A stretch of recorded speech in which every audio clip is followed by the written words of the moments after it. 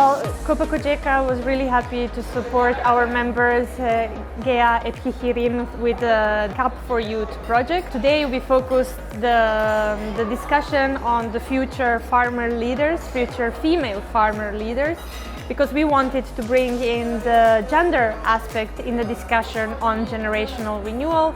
Currently, only 3% of Europe's young farmers are women. And we need to let them know that we want them to be present, that we want them to be seen, and that we want them in the future to step into the leadership roles of the agricultural sector in Europe.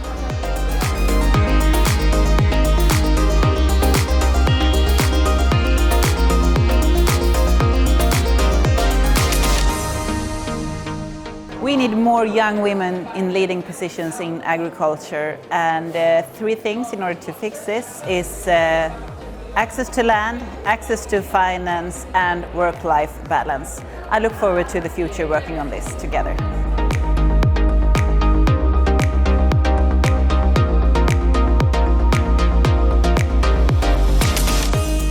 So I was very inspired by today's event. I think it's very important for us to talk with new generations, with women, to try to bring together all the good energy in this sector and to keep moving forward, and to demand from policymakers that the future CAP brings guarantees both to young farmers and to women.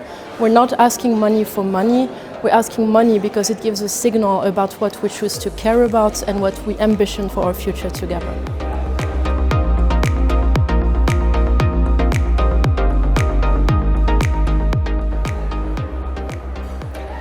My main takeaway from this meeting is that it's still so important to address the things we cannot see, but how we perceive farmers, young farmers and female farmers.